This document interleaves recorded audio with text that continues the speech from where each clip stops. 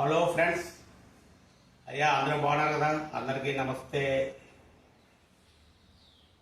ఈ సంబరం చూస్తే నాకు ఒకటి అంటే నా స్వయానుభవం నాకు గుర్తొచ్చింది. అది మీ అందరికీ తెలియజేస్తున్నాను. అంటే అప్పుడు ఉండేది నా చిన్నతనంలో, అంటే ఫస్ట్ సెకండ్ స్టాండర్డ్, ఒకటో తరగతి రెండో తరగతి చదువుతున్నాను. అంటే వైశాఖ ఎండలు, ఈ ఇంట్లో పురిళ్ళు, అమ్మ నాన్నలు అంటే అలికి పెట్టిన ఇల్లు, కరెంట్లు ఉండేవి కావు. నా చిన్నతనంలో నాకు తెలిసి మా విలేజ్లో కరెంట్ వచ్చింది. అప్పుడు రాత్రి పడితే లైట్ అంతా తోముకొని ఈ కిరసనాయిలు బుడ్డీలు వేసుకొని ఆ లైటు సాయంత్రం అయ్యేసరికి రెడీ చేసుకుంటాను. అంటే అలాంటి రోజులను మీకు తెలియజేస్తున్నాను. అది చాలామంది తెలుసు, తెలియక కాదు, తెలిసినా మళ్ళీ గుర్తు చేసి దాన్ని నెమరు వేసుకుని అది గుర్తు వచ్చి అది ఒకటి తెలియజేద్దామని మీకు నా స్వయానుభవం చెప్తున్నాను. మీకు ఎండప్పుడు భోజనాలు చేసి అందరూ ఈ మట్టిలు కదా ఎండకి, ఈ వైశాఖ ఎండలు ఇంటి దగ్గర ఫాదర్ మదర్ హ్యాపీగా కింద పడుచుకొని పడుకుంటేవాళ్ళు. గాలికి ఆ గుడ్డలు కొట్టుకొని, వాటర్ ముంచుకొని, బట్టలు తడుపుకొని, దీనికి కొట్టుకొని, వాటర్కి కొట్టుకొని, అలాగా ఆ చల్లని వస్తే ఆ చల్లని అలా పడుకుంటేవాళ్ళం. కాబట్టి మేము గుంటలం కదా, చిన్నపిల్లలు మాకేటి ఫ్రెండ్స్ ఒక ఇద్దరు ముగ్గురు కలిపి ఇదిలో తిరుగుతుండడం, గెలుతుండడం, ఆ ఆట ఆడడం, ఈ ఆట ఆడడం, టెంక్ ఆట ఆడడం, అది గుర్తుపెక్కలు ఆట ఆడడం, ఇలాంటివన్నీ చేసేవాడు. చేస్తే 12 ఎక్కడో వచ్చేవాడు. ఒకడు ఒక ఐస్ పెట్టి పట్టుకుని వచ్చేవాడు. ఐస్ పెట్టి ఉండేది ఒక పెట్టి, అందులో పుల్ల ఐసులు ఉంటాయి. పుల్ల ఐసులు పలకకుంటుంది, పెద్ద ఐసులు అండి. మా ఇంత ఐసు ఉంటుంది ఒకటి, దానికి ఒక పుల్ల ఉంటుంది, పెద్ద పుల్ల, ఎదురు పుల్ల ఒకటి ఉంటుంది. అది 5 పైసలు అడుగుతుంది. దాని కాస్ట్ అంతా 5 పైసలు. 5 పైసలు ఉండడం అంటే మాకు పెద్ద భాగ్యం. 5 పైసలు అంటే మాకు లేదు.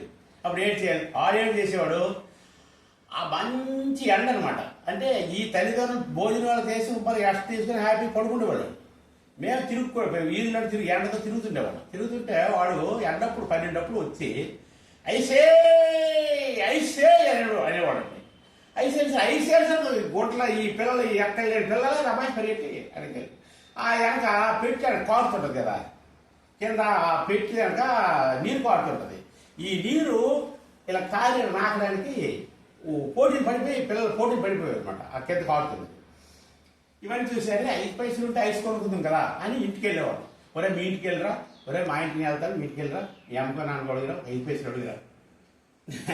నేను నవ్వు వస్తుంది నాకు అని చెప్తుంటే నేను వెళ్ళేవాడు. మా నాన్నగారు పడుకున్నాడు టోకుడు తీసుకొని. నాన్న భయం తెచ్చేస్తాడు. నాన్న ఏరా బా అది ఇద్దరు డిస్టర్బ్ లేదు. ఏడి ఎందుకు వెళ్తాను? నాన్న ఐస్ వచ్చింది. ఐస్ వస్తే ఏడ్చి పట్టు నాకు రాక డబ్బులు ఇలా మీ అమ్మ కూడా నా దగ్గర కదా ఇవ్వడం, నా దగ్గర ఇచ్చాను, అమ్మ దగ్గర పంపించాలి. అమ్మకి అమ్మగాడు. అప్పుడు మీ అమ్మగారు అడుగురా, నాకు లేకపోతే అమ్మ దగ్గర భయం. అమ్మ అంతా కండేస్తున్నాం, డబ్బులు ఎవరికో కండేస్తున్నాం.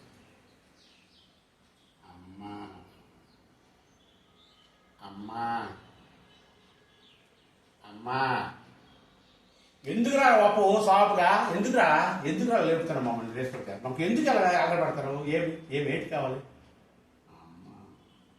అమ్మ అందరు కొంటారు. అమ్మ ఐస్ వచ్చిందమ్మా, 5 పైసలు ఉంటే నీకు ఐస్ కావాలి ఇప్పుడు. అందుకేనా నీ టొక్కులాగా ఆగ్రహం వెళ్ళి బుడుతాను వచ్చి పక్కకు వచ్చి నిద్ర చాడ కొట్టేసి 1000 తిన్నావు, 12 1000 తిన్నావు. నీకు ఐస్ తిన్నాక ఎక్కడ ఖాళీ ఉంది? నీకు ఐస్ ఇవ్వాలి. పద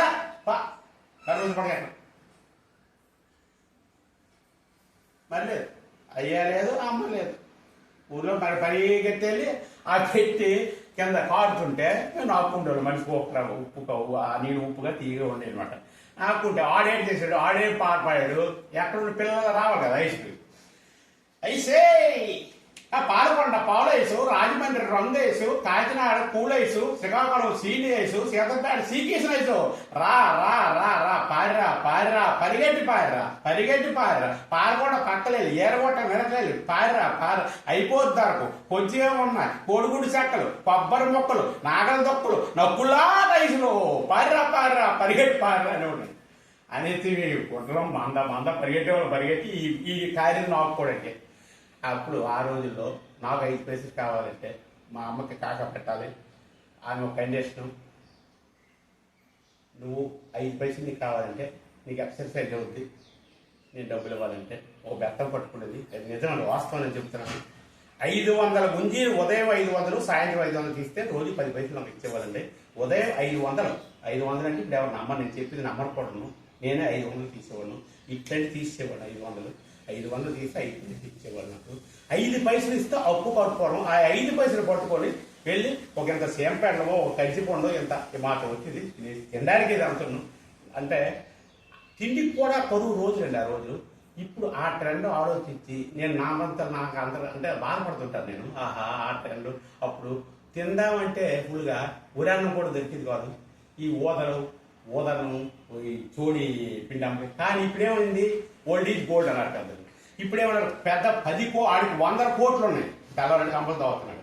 అప్పుడేమన్నాడు, ఆడేటు చెప్తాడా అంబలు తాగినాడు, అంబలికి తాగిన ఆడే తాగు చెప్తాడు, ఆడే పెద్ద మనిషిలా అనేవాళ్ళండి అప్పుడు. ఇప్పుడు ఆ అంబలి తాగినోడే ఇప్పుడు పెద్ద కోటీశ్వరుడండి.